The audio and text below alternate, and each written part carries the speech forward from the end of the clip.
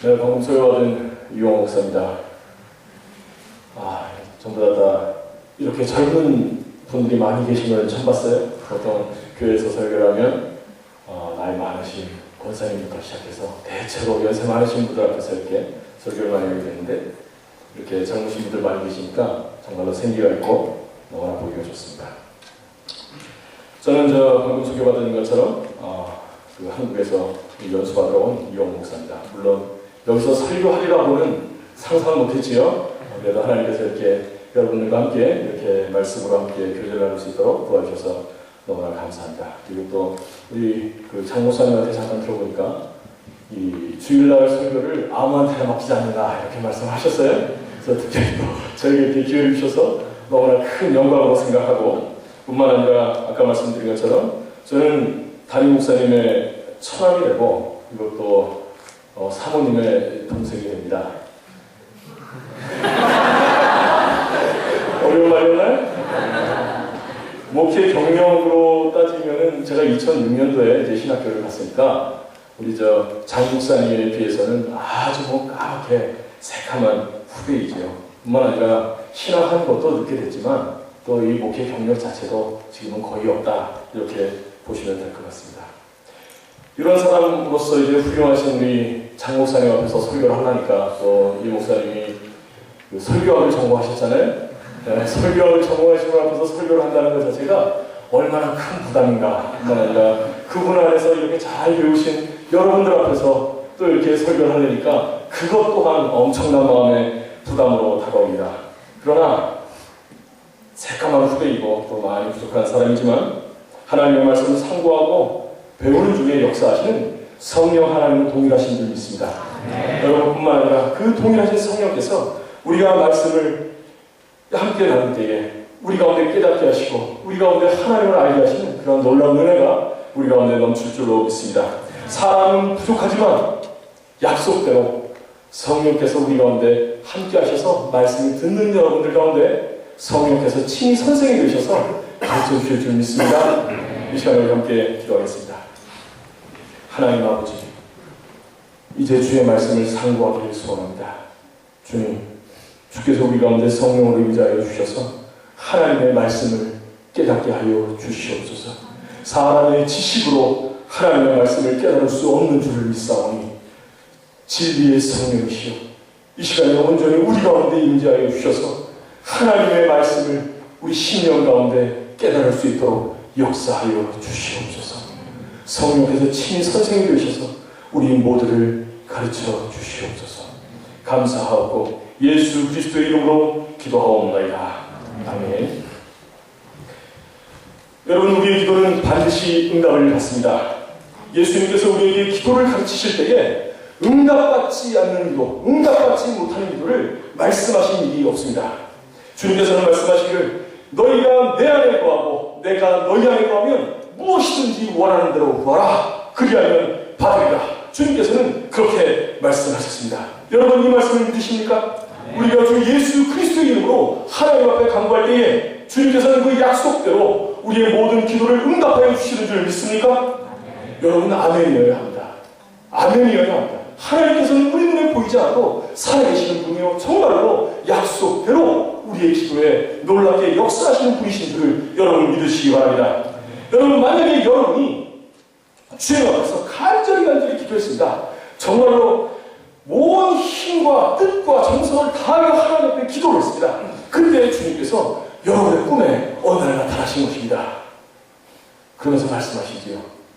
그래, 내가 너에게 무엇하여 주기를 원하느냐. 여러분, 만약에 이런 꿈을 꿨다 그러면, 주님께서 이렇게 여러분들에게 이렇게 말씀하시다 그러면 여러분은 무엇이라고 대답하시겠습니까? 여러분, 무엇이라고 대답하시겠습니까? 내가 너에게 무엇하여 주기를 원하느냐.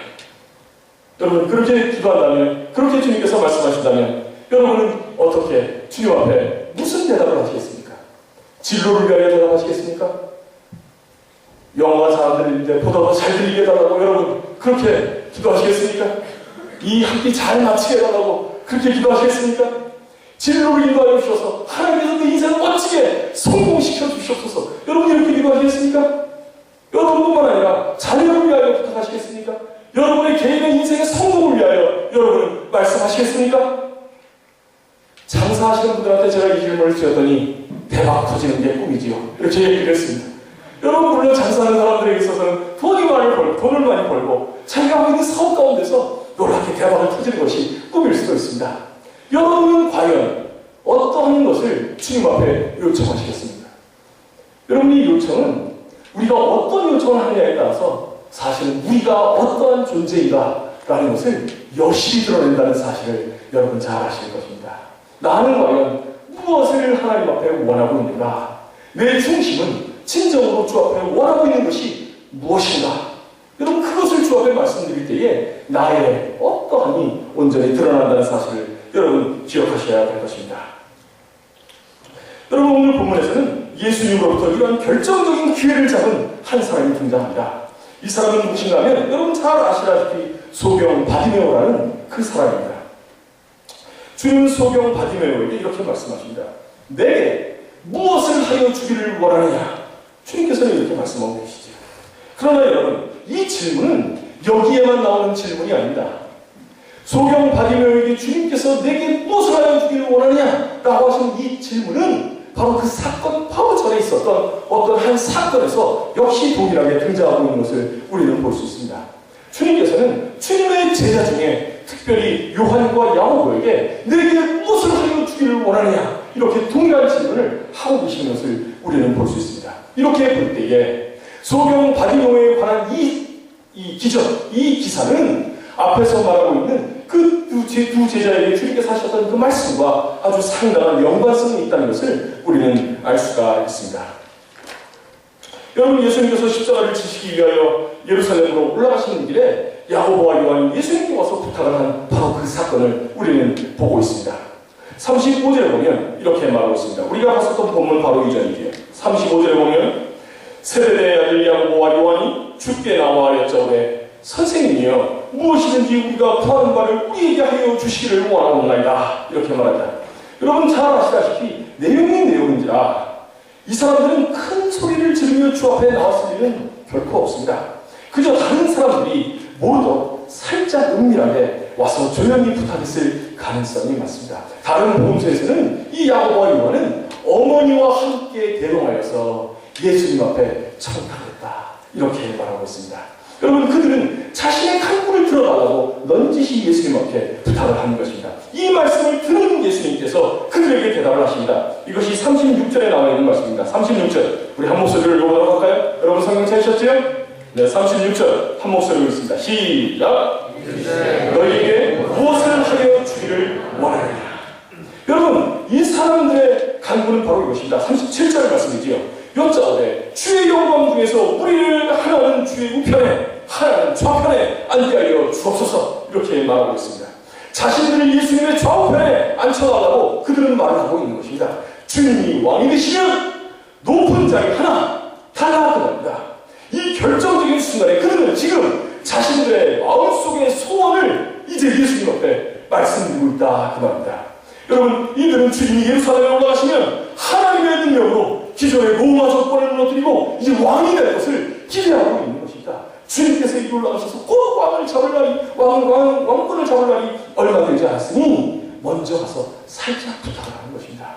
주님께서 그렇게 왕권을 잡으시면 나를 한쪽에는 주의 우편에 앉혀주시고 또 동생은 좌편에 앉혀주옵소서. 이렇게 기도를 하고 있는 것입니다. 여러분, 주님이 예루살렘으로 올라가시는 목적이 무엇입니까? 왜 거기로 올라가고 계십니까? 주님이 오늘 예루살렘에 올라간다고 제자들에게 말씀하셨습니다. 여러분, 그것은 십자가를 지기 위하여 주님께서는 올라가신다. 이렇게 말씀하셨습니다.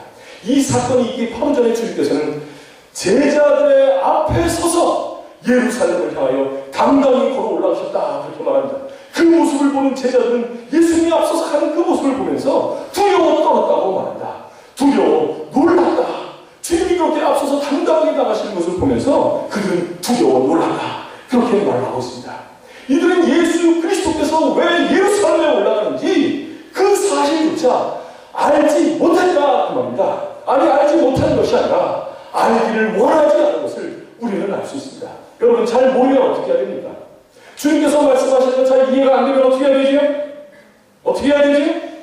물어봐야죠. 그런데 그들은 물어보지 않습니다. 그저 묵묵부답 잠잠히 있습니다. 그러는 와중에 야고보와 요한이 와서 자리를 부탁한 거다 그 말입니다. 주님께서는 예루살렘을 향하여 십자가를 지시기 위하여 올라가시는 그 마당에 이 사람들은 전혀 그런 것들을 아랑곳하지 않고 자기의 영달과 자기의 성공을 위하여 예수님 앞에 부탁하고 있는 것을 우리는 성경을 통하여 알 수 있습니다. 주님께서는 분명히 말씀하십니다. 내가 십자가를 지는 것뿐만 아니라 누구든지 나를 따라오려거든 자기를 부인하고 자기 십자가를 지고 나를 따르라. 주님께서는 그렇게 말씀하고 계십니다. 여러분, 십자가는 주님만 지시는 것이 아닙니다. 주님을 따르기를 원하는 제자들은 모두 다 십자가를 져야 한다고 주님께서는 말씀하시는 것을 여러분 들으시기 바랍니다. 여러분 주님의 제자입니까? 여러분이 주님의 제자입니까? 여러분 그렇다면 주님께서는 여러분들에게도 동일하게 요구하고 계신다는 사실을 여러분 기억하십시오. 주님께서는 누구든지 나를 따라오려거든 자기를 부인하고 자기 십자가를 지고 나를 쫓으라고 이렇게 말씀하고 계십니다. 여러분 자기 십자가를 진다 그 말씀은 무엇인가 하면 죽으라는 말입니다. 다른 여러 가지 복잡한 것이 아니고 자기 십자가를 진다는 그 말은 바로 죽으라고 말씀하고 계신 것입니다. 죽으면 산다. 여러분 이것을 믿으십니까? 죽으면 산다는 사실을 믿으십니까? 여러분 이것이 바로 십자가의 도인 줄을 여러분 믿으시기 바랍니다. 여러분 이것이 바로 하나님 나라의 비밀이라고 말씀하고 계시는 것입니다. 왜냐하면 영생을 얻어서 생명에 동참할 수 있는 유일한 방법은 바로 이 십자가의 길밖에 없다고 주님께서는 말씀하고 있습니다. 여러분 죽지 않고 사는 방법이 없습니다. 다른 길이 없습니다. 죽지 않고 생명을 얻는 방법이 없다고 성경은 말씀하고 있다는 것을 여러분 기억하시기 바랍니다. 하나님 나라의 영광을 얻는 방법, 부활을 얻는 유일한 방법, 여러분 죽는 일밖에 없다는 것을 여러분 기억하시기 바랍니다. 죽지 않고 사는 방법은 결단코 없습니다. 죽지 않고 사는 방법이 있다고 말하는 자도 있습니다. 누굽니까? 죽지 않고도 영광을 얻을 수 있는 방법이 있다. 너희가 시대를 치지 않고도 들 수 있는 방법이 있다. 누굽니까? 사탄이 그렇게 합니다. 사탄은 예수님에게도 나타나셔서 이야기하셨던 그런 적도 있습니다. 네가 나에게 무릎 꿇고 경배하면 이 모든 영광을 너에게 넘겼다. 여러분 이 모든 영광은 그렇게 해서 얻는 것이 아니다. 죽음을 통과할 때에 비로소 하나님께서 주시는 놀라운 부활의 영광이 있다는 것을 여러분 기억하시기 바랍니다. 여러분 죽지 않고 사는 방법이 있다고 말하는 것은 사람의 일이요 사람의 생각이요 사탄이 조작해낸 거짓말에 불과하다는 사실을 여러분 기억하시기 바랍니다. 여러분 이들의 청탁에 대해서 주님께서는 말씀하고 계십니다. 분명히 말씀하시기를 너희들은 너희들이 구하는 것을 모르고 있다. 너희들은 내가 마시는 잔을 마실 수 있느냐? 이렇게 묻습니다. 여기서 내가 마실 잔이라고 말하는 것은 주님이 십자가를 지고 죽으실 것을 말씀하시는 것입니다. 그러나 그들은 그 잔의 의미도 모릅니다. 잔의 의미도 모르고 말하기를 네 마실 수 있습니다. 그렇게 말하죠. 여러분 그들이 그 잔의 의미를 알고 있습니까? 십자가에서 죽는 그 고통을 알고 있습니까? 여러분 그 사람들은 아무것도 모릅니다. 그런데 마실 수 있다라고 말하는 것이지요. 주님께서는 너희들은 너희들이 구하는 것을 모르고 있다. 이렇게 말하고 있습니다. 여러분 이들은 자신이 무엇을 구하는지조차 알지 못하는 사람들이다 그 말이죠. 영적인 무지 가운데 있는 사람들이다 그 말입니다. 다른 말로 하면 이들은 영적인 소경이었다 그 말입니다. 여러분 이 모습을 지켜보던 나머지 10제자들이 화가 났습니다. 화가 나서 이 두 제자들에게 말했다. 여기서 화가 났다 이렇게 말하는 것은 그냥 화가 나네 이 정도를 말하는 것이 아니라 불인대했다 이렇게 말하는 것입니다. 불인대했다. 너희들 왜 정정당당하게 실력을 겨루지 않고 그렇게 청탁에서 올라가려고 하냐 이렇게 말하는 것이죠. 그 자리는 내가 더 실력이 많은 내가 올라가야 할 자리지 왜 네가 그 청탁을 해서 정정당당하게 해야지 그렇게 올라가는 것은 불공평하다 이렇게 말했다는 것입니다. 여러분 이 말을 통하여 볼 때 이 나머지 제자들도 야고보와 요한과는 별로 다를 바가 없다 그 말입니다. 이들은 죽어야 산다는 그 놀라운 십자가의 원리 십자가의 도를 전혀 알지 못하고 있다는 것을 분명히 우리는 이 말씀을 통하여 확인할 수 있습니다. 이 두 사람은 야고보와 요한은 자기의 욕심을 말로 표현했을 뿐이지 이 나머지 10사람은 자기의 욕심을 표현하지 않은 것뿐이다 그 말입니다. 사실 속마음에 있어서는 전혀 아무런 차이가 없음에도 불구하고 이 사람들은 서로 위하여 욕하고 핍박하고 이렇게 하고 있었던 것을 우리는 알 수 있습니다. 여러분, 이 사람들조차도 역시 영적인 무지 가운데 빠져 있다는 것을 여러분 아실 것입니다. 이 열 제자들도 마찬가지로 영적인 소경이다 그 말입니다. 이렇게 싸우고 있는 제자들을 주님께서는 부르셔서 말씀하고 계십니다. 이것이 마가복음 10장 44절에 나오는 말씀입니다. 여러분 43절, 44절 우리 한 목소리로 읽어보도록 하겠습니다. 43절, 44절입니다. 너희 중에 시작. 너희 중에는 그렇지 않을지니 너희 중에 누구든지 크고자 하는 자는 너희를 섬기는 자가 되고 너희 중에 누구든지 으뜸이 되고자 하는 자는 모든 사람의 종이 되어야 하리라. 아멘. 여러분 최고의 자리에 앉기 원하면 어떻게 하라고요? 가장 낮은 자리로 가라고 말씀하고 계십니다. 가장 은퇴되기를 원하면 어떻게 하라고요? 종이 되라고 말씀하고 계십니다. 여러분 이것이 이해가 됩니까? 이 말씀이 이해가 됩니까? 여러분 이 말씀은 이해가 되는 말씀이 아닙니다. 어떻게 최고가 되기를 원하는 자가 가장 밑자리로 나갑니까? 어떻게 은퇴이 되고자 하는 자가 가장 종이 됩니까? 여러분 종이 은퇴입니까? 이 말씀은 우리의 지식으로는 우리 이 세상의 논리로는 사람의 이해로는 도무지 이해가 되지 않는 말씀이다 그 말입니다. 이 말씀을 다른 말로 하면 죽으면 산다 라고 말씀하고 있는 십자가의 도의 또 다른 표현에 불과하다 그 말입니다. 여러분 십자가의 도는 사람의 지혜가 아니라는 것을 여러분 기억하십시오. 이것은 하나님의 진리인 것입니다. 여러분 주님께서는 아무리 제자들이 이 십자가의 도에 관하여 말씀하시고 이 제자의 길에 관하여 말씀하셔도 제자들은 그 말씀을 듣고 주님을 따르기는커녕 오히려 이상한 질문만 하고 있는 것을 우리는 알 수 있다 그 말입니다. 정말로 제자들은 이 12 제자들은 영적인 소경이었던 것을 우리는 분명히 성경을 통하여 알 수 있다 그 말입니다. 여러분 우리가 읽었던 오늘 보면 여기에도 또 다른 사람이 나옵니다. 이 사람도 역시 소경이지요. 여러분 바디메오 소경입니다. 예수님께서 여름에 들어가셨습니다.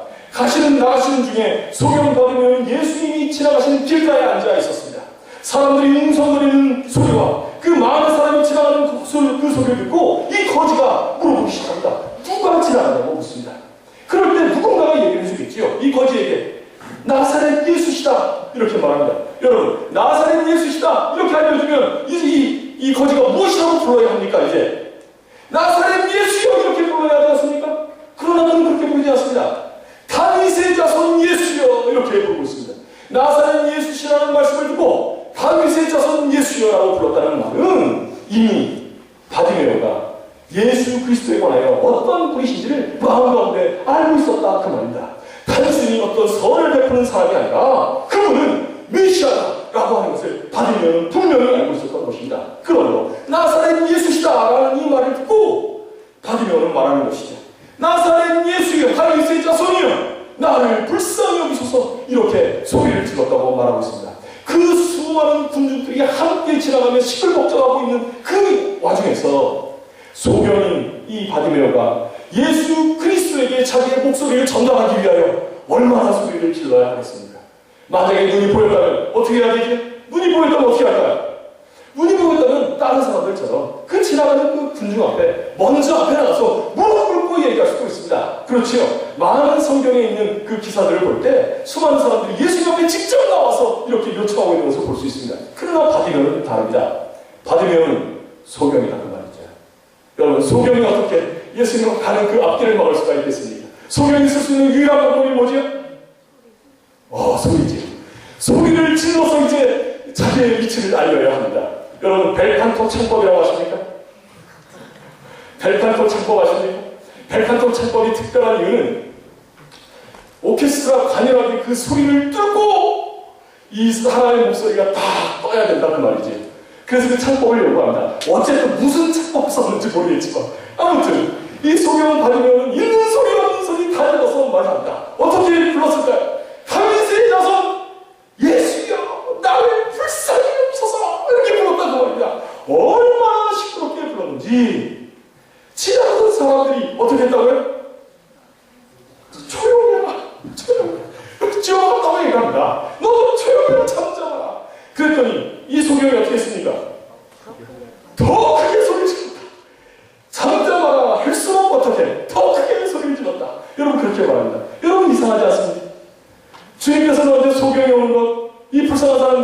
병원증을 받고 여기 오는 것 거절하신 적이 있습니까? 여러분, 거절하신 적이 한 번도 없습니다.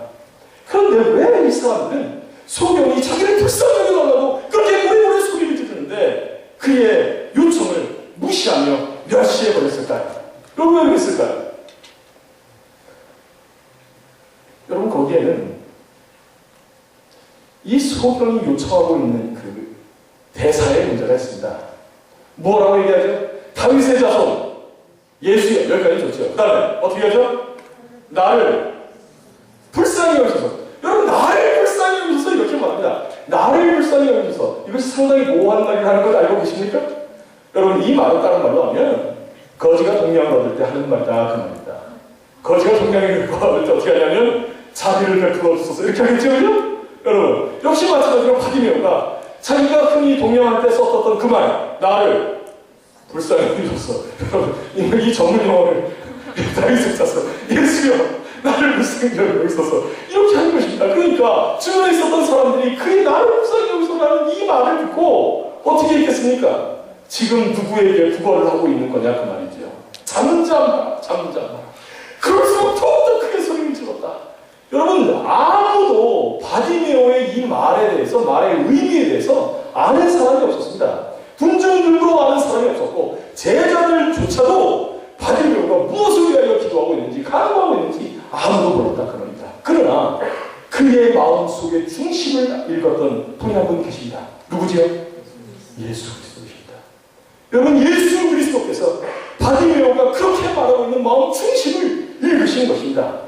여러분, 우리가 주님 앞에 기도할 때에 경우에 따라서는 우리가 우리의 마음을 모를 때도 있습니다. 우리의 혀에서 나오는 이 말조차도 우리가 깨닫지 못하고 하는 경우도 있습니다.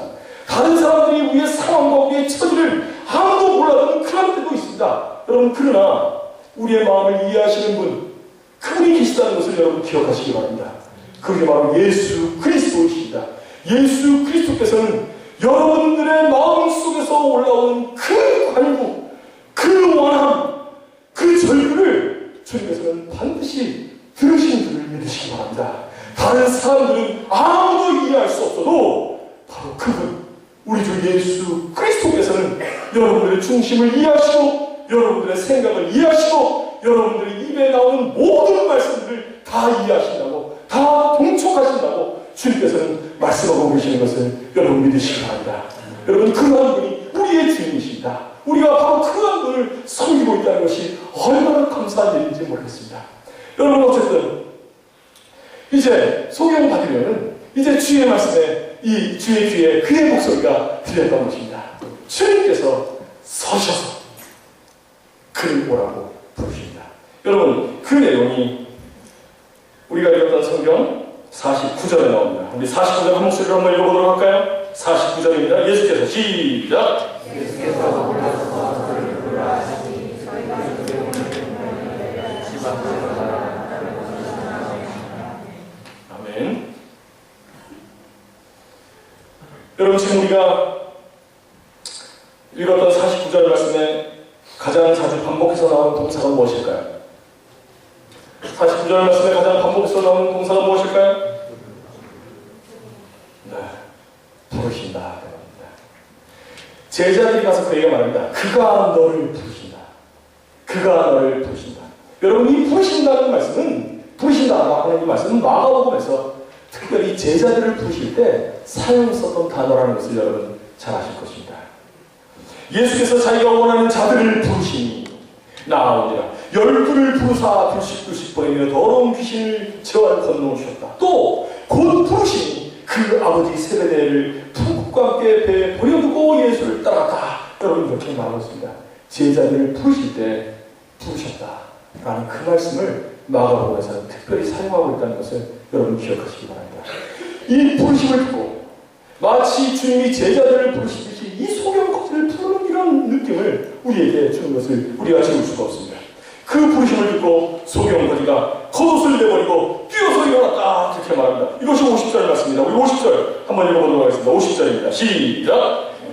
맹인이 겉옷을 내버리고 뛰어 일어나 예수께 나아오거늘. 아멘. 여러분, 부르심을 받은 소경이 어떻게 했다고요? 어떻게 했다고요?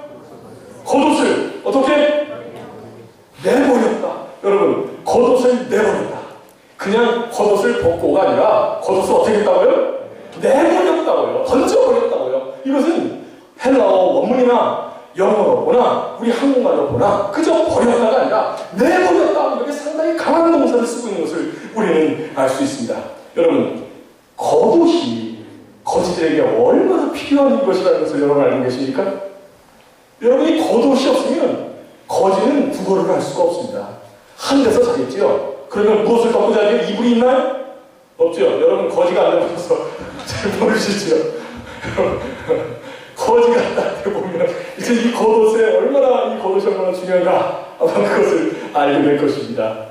정말로 튼튼하게 만들어져서 온갖 이 방풍, 그 다음에 방한 이것이 완벽하게 다 컨트롤이 되고 이불 없이도 한 데에서 이 쭈그리고 잘 수 있는 그것이 바로 이 겉옷이다 그 말입니다. 그런데 이 겉옷을 이 거지가 어떻게 했다고요? 내버리고 그 다음에 어떻게 했다고요? 뛰어 일어나. 여러분 어떤 의미에서는 이 거지에게 전 재산, 가장 소중한 재산 1호 뭘까요? 겉옷이죠. 겉옷. 가장 소중한 재산 1호 겉옷. 여러분에게 있어서 가장 소중한 재산 1호는 뭡니까? 그럼 나름대로 있지요. 거지에게 있어서 가장 소중한 전 재산이 있습니다.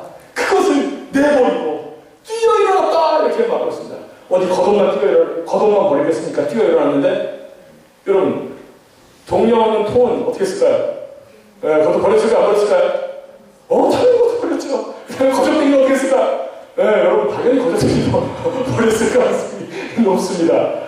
겉옷을 버렸다 이렇게 말하는 것을 보면 그가 뛰어 일어나 겉옷을 버리고 뛰어 일어났다 이렇게 말하는 것을 보면 그가 가장 소중하게 생각하고 있는 거지로서 소중하게 생각하고 있는 그것을 벗어버리고 예수 옆에 나왔다 이렇게 말하고 있는 것입니다. 마치 이것은 뭐와 비슷한가 하면 바로 이 사건 전에 있었던 사건인 것입니다. 부자 청년이 예수 앞에 오디요. 예수께서 말씀하십니다. 너의 모든 재산을 다 팔아 가난한 자들에게 나눠주고 그리고 나서 어떻게 하라고요? 나를 따르라 이렇게 말씀하십니다. 그랬더니 이 부자 청년이 어떻게 합니까? 재산이 많은 걸 어떻게 했다고? 근심하며 돌아갔다. 여러분 자기가 그냥 다 버리면 못했다 그 말입니다. 그 모습을 보면서 베드로가 말하죠. 뭐라고? 주님 보소서 우리는 다 버리고 주를 따랐습니다.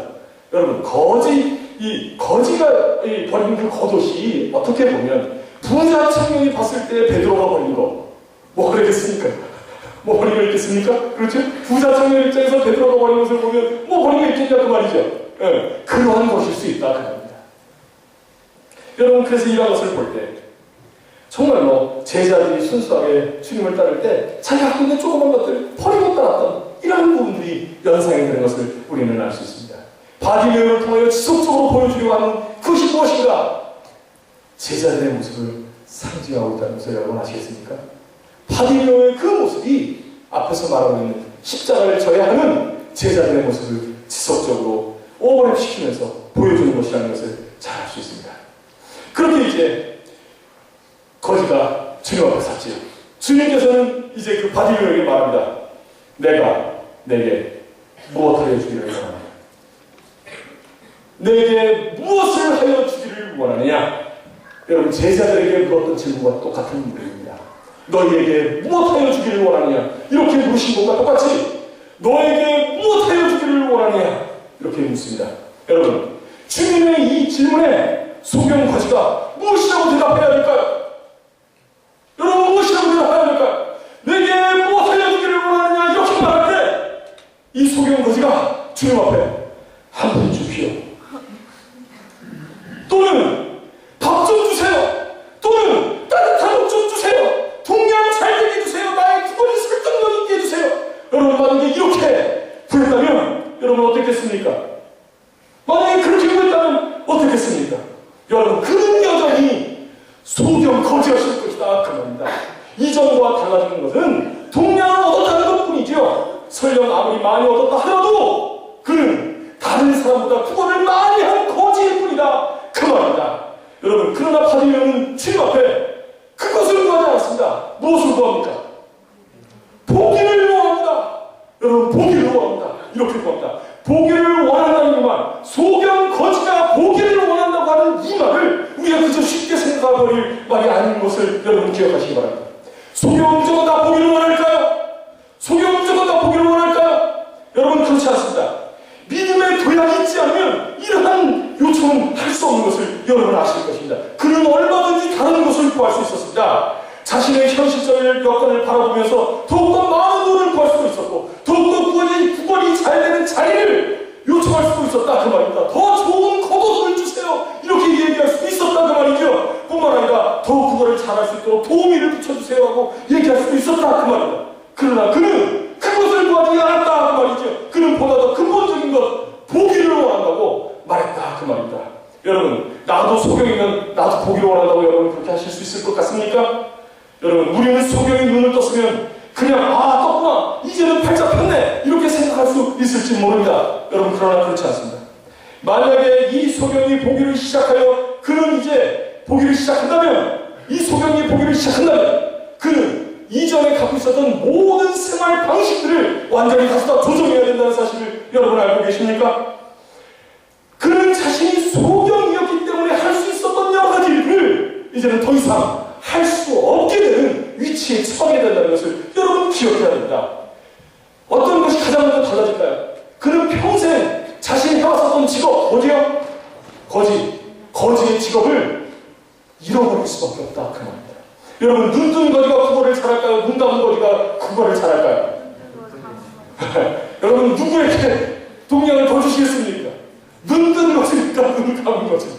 당연히 눈 감은 거지요. 그러면 이제 눈을 뜬 것입니다. 매출이 전년 대비 올랐을까요? 떨어졌을까요? 매출이 떨어진 건 당연하지요.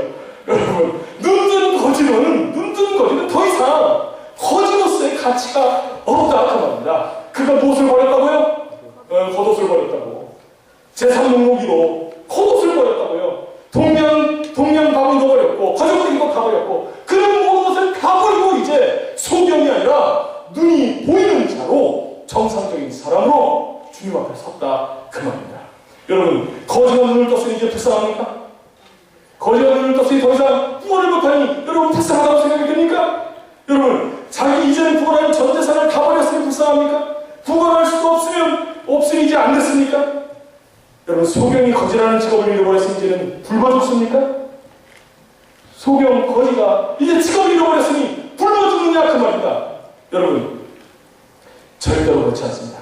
굶어 죽기는커녕 그는 이제 더욱더 풍성한 삶을 살 수 있게 되는 것을 여러분 믿으시기 바랍니다. 여러분 아마도 여러분들 중에는 소경의 눈을 떠서 이제는 굶어 죽을 것이라고 걱정하시는 분이 한 사람도 없을 줄 믿습니다.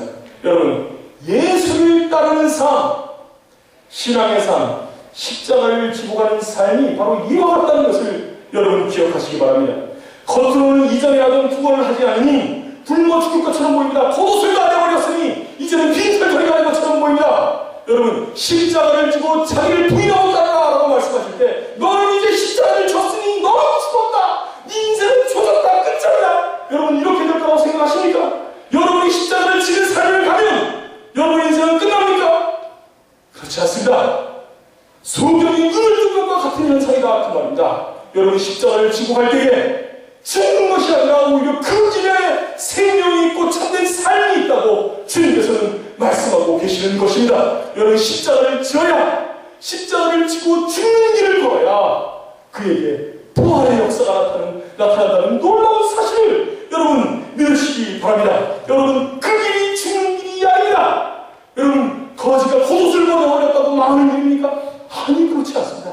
여러분 십자가를 지는 그 길이 죽는 길이 아니라 사는 길이요 부활의 길이요 생명의 길이라고 주님께서는 말씀하고 계신 것입니다. 여러분 십자가를 지는 길이 모든 것을 포기하는 길입니까? 여러분 그렇지 않습니다. 모든 것을 포기하는 길이 아니라 이전 것을 다 내버리고 새롭고 풍성한 것을 얻는 바로 그런 생명 역사, 풍성한 생명 역사의 길인 것을 여러분 믿으시기 바랍니다. 만약 우리 믿음의 눈이 아직 그것을 보지 못한다면 우리는 여전히 이전 생활을 포기하지 않고 거짓 생활을 잘할 수 있도록 풍성한 동량을 위하여 기도할 것입니다. 여러분 그것을 구할 것입니다. 마치 제자들이 했던 것처럼 하나님 편에 하나님 저 편에 주세요. 그렇게 했던 것처럼 풍성한 동량을 위하여 기도할 것이다 그 말입니다. 여러분 예수님을 다윗의 자손 메시아 우리 구원자라고 부르면서도 여전히 자기 인생의 영달과 성공을 위하여 주님을 이용하려는 제자들과 같이 우리도 그런 모습에 설 수 있다 그 말입니다. 여러분, 아무리 많이 동량을 했어도 만약에 우리가 제자들처럼 그런 것, 우리의 성공과 영광을 위하여 주님을 이용하려 한다면 우리는 여전히 거지일 뿐이다 그 말입니다. 그러나 우리의 눈이 소경이 아니라면 거지의 삶을 포기하고 더욱더 풍성한 삶을 누리게 될 줄로 믿으시기 바랍니다. 여러분 예수님을 다윗의 자손이라고 믿으십니까? 여러분 예수 그리스도가 메시아이신 줄 믿습니까? 여러분 예수 그리스도가 온 우주 만물을 주관하셔 통치하시는 만왕의 왕이신 것을 여러분 믿습니까? 여러분 그분에게 나를 불쌍히 여겨달라고 여러분 그렇게 기도하고 계십니까? 주님이 바로 그 주님이 너에게 무엇을 하여 주기를 원하느냐고 말씀하시면 여러분 그때 무엇이라고 대답하시겠습니까? 다윗의 자손 메시아에게 한 푼 달라고 얘기하겠습니까? 여러분 어쩌면 이 말은 바디메오의 말이 아니라 우리의 말일 수 있다는 것을 여러분 기억하시기 바랍니다. 여러분 바디메오처럼 정말로 한 푼 달라고 그렇게 기도하는 것이 아니라 보기를 원한다고 기도해야 되는 것입니다. 여러분 제자들처럼 자신의 영광을 위하여 이 땅의 것을 구하는 것이 아니다 그 말입니다. 여러분 나의 성공을 위하여 구하겠습니까? 아니면 우리의 믿음의 눈이 떠져서 예수 그리스도를 볼 수 있게 하여 주옵소서. 여러분 그렇게 기도하시겠습니까? 여러분 바디메오가 눈을 떠서 첫 번째로 봤었던 사람이 누구였을까요? 예수 그리스도십니다. 예수 그리스도십니다. 자기가 다윗의 자손 메시아라고 여겼던 그분을 드디어 그의 눈이 열어서 보였던 첫 번째 사람 예수 그리스도였을 것이 너무나 분명하다 그 말입니다. 여러분 그러므로 하나님의 나라의 영광을 보게 해달라고 여러분 우리도 기도해야 될 줄로 믿습니다. 예수 그리스도를 보게 해달라고 여러분 우리도 그렇게 주 앞에 기도해야 될 줄로 믿습니다. 여러분 하나님의 나라의 영광을 위하여 그렇게 보게 하여 주옵소서 라고 그렇게 요청하면 주님께서는 우리에게 그 기도를 들어주실까요? 들어주실까요? 자신이 없습니까? 자신이 없습니까? 다시 한번 묻습니다. 만약에 주의 영광과 예수 그리스도가 볼 수 있는 눈을 열어 주옵소서 라고 우리가 주님 앞에 요청한다면 주님께서는 그 기도를 들어주실까요? 네. 그런데도 또 눈을 감고 죽으시는 분이 계십니다. 네. 여러분 주님께서는 바디메오에게 이렇게 말씀하십니다. 보기를 원합니다 라고 요청했을 때 주님께서는 내 믿음대로 되라. 여러분 내 믿음대로 되라 주님께서 말씀하십니다. 그가 원하는 대로 주님께서는 눈을 열어주시겠다 그 말입니다. 여러분 소경 바디메오가 눈이 밝아지는 것입니다.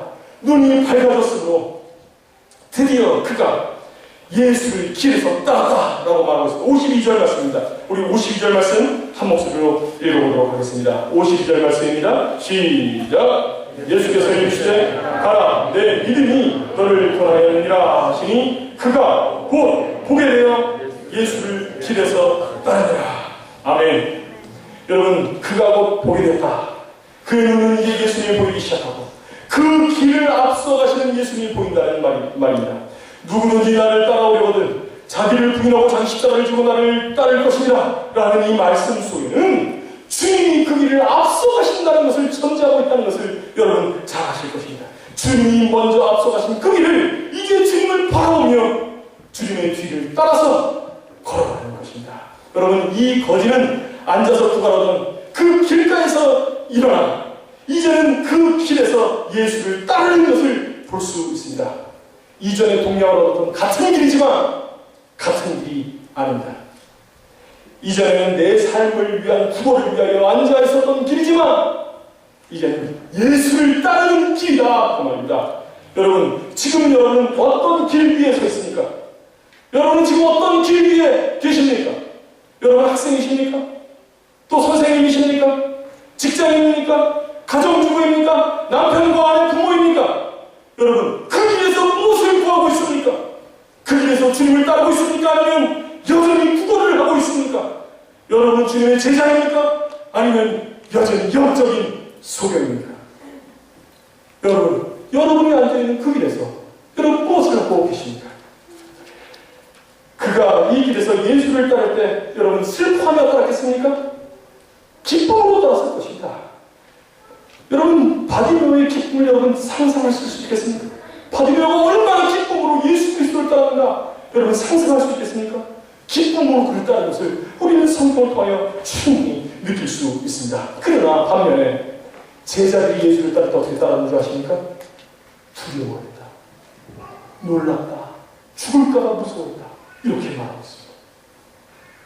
제자들은 두려워하며 예수를 따랐는데 이제 눈이 열려진 바디메오는 기쁨으로 주님을 따른다. 여러분 이렇게 말하고 있습니다. 여러분 이것이 바로 복음이라는 것을 여러분 기억하십시오. 마태복음 13장 44절에 이렇게 말하고 있습니다. 천국은 마치 밭에 감추인 보화와 같으니 사람이 이를 발견하면 숨겨두고 기뻐하며 돌아가서 자기의 모든 소유를 다 팔아서 그 밭을 샀느니라. 여러분 기뻐하며 돌아가서 자기의 소유를 다 팔아서 그 밭을 샀다. 그렇게 말하고 있습니다. 왜 그렇게 하죠? 보화를 발견하기 때문입니다. 밭에서 보화를 발견했는데 자기가 한다 그 말이죠. 그런데 어떻게 합니까? 이 땅이 아무리 후진 땅에 야구 땅값 올라간다 아무리 그렇게 얘기해도 그 땅에서 발견한 보화가 있으니까 자기의 전 재산을 다 팔아서 말도 안 되는 터무니없는 가격에 그 밭을 쓴다 그 말입니다. 많은 사람들이 말하죠. 너 왜 그 밭을 사냐? 넌 바보 같다. 너는 참 답답하다 한심하다. 너는 아무것도 모르는구나. 여러분 그렇게 얘기해도 이 밭을 산 사람이 뭐라 할까요? 마음이 흔들릴까요? 안 흔들리면 왜 안 흔들립니까? 말할 수 있나요 없나요? 그죠? 그런 얘기 들다가 뭐라고? 니들이 알리나? 니들이 모르는 게 있어. 그렇게 얘기하죠. 얼마나 마음이 뿌듯하겠습니까? 그런 소리를 들을 때마다 니들이 모르는 게 있어. 여러분 십자가의 길을 걸어보셨습니까? 니들이 모르는 게 있어. 여러분 그 말이 하고 싶을 때가 있을 줄 믿습니다. 여러분 십자가의 길은 슬픈 길이 아닙니다. 비장한 마음으로 눈물을 흘려 가는 길이 아니다 그 말입니다. 여러분 그 길은 부활의 길이요 생명의 길이요 약속이 있는 길인 것을 여러분 믿으시기 바랍니다. 여러분 소경된 눈으로는 예수를 따를 수가 없습니다. 예수 그리스도를 보지 않고 천국에 놀라운 약속을 확인하지 않고서는 도무지 그 십자가의 길은 걸을 수 없다는 것을 여러분 기억하시기 바랍니다. 여러분 예수 그리스도의 제자가 되기를 원합니까? 여러분 모두 다 예수 그리스도의 충성된 제자가 되기를 원합니까? 여러분 이것은 우리의 눈이 열려야 가능하다는 사실을 여러분 기억하십시오. 우리의 눈이 영원한 천국을 바라보지 않는다면, 우리의 눈이 영원한 약속을 소망하지 않는다면 우리는 결코 제자가 될 수 없습니다. 제자가 되는 것은 우리의 인내심으로 되는 것이 아닙니다. 제자가 되는 것은 우리의 결단으로 되는 것이 아니다 그 말입니다. 비밀을 알아야 되는 것이요 예수 그리스도를 알아야 되는 것이요 성경에 나타난 하나님을 알아야 되는 것이다 그 말입니다. 여러분 요한계시록 21장 22장 꼭 참여하시기 바랍니다. 여러분 꼭 참여하십시오. 천국을 알아야 우리가 영원한 그곳에 있다고 바라는구나 라는 것을 알아야 우리가 이 땅에서 모든 것을 다 부인하고 십자가를 지는 삶을 살 수 있게 되는 줄을 여러분 믿으시기 바랍니다. 내게 무엇을 되어주기를 원합니다. 주님께서는 그렇게 묻고 계십니다. 오늘도 주님께서는 우리에게 그렇게 묻습니다. 내게 무엇을 되어주기를 원하느냐? 여러분 무엇을 주기를 원하십니까? 동양사라고 여러분 동양 잘 되기를 원하고 기도하시겠습니까? 아니면 우리 영혼을 이루어서 살아계신 예수 그리스도와 하나님의 영광을 보게 달라고 여러분 그렇게 기도하시겠습니까? 여러분 하나님의 영광을 보게 달라고 그렇게 기도하시는 여러분들이 다 되시기를 바랍니다. 그래서 우리가 열린 눈으로 분명한 약속을 확신하며 이 제자의 길, 이 십자가의 길을 묵묵히 걸어가시는 여러분들이 다 되시기를 바랍니다. 여러분 바디메오처럼 주님께 믿음의 눈으로 보기를 원한다고 정말로 제가 주님 보기를 원한다고 여러분 그렇게 말씀하시는 여러분들 다 되시길 바랍니다. 주님께서는 여러분들의 그 기도를 듣고 내 믿음대로 되리라 내 믿음대로 될지어다 주님께서 이렇게 선언하여 주실 줄 믿습니다. 마침내 우리의 영혼이 열릴 것이요 예수 그리스도가 살아계신 것과 하나님의 영광이 우리 가운데 있다는 것과 우리가 마침내 들어갈 영원한 번영 그 천국이 있다는 사실을 여러분들 깊이 깨닫게 될 줄로 믿습니다. 마침내 주님처럼 부활의 영광을 누리게 하실 줄로 믿습니다. 이러한 은혜가 여러분들 가운데 넘치기를 우리 주 예수 그리스도의 이름으로 축복합니다. 기도하겠습니다.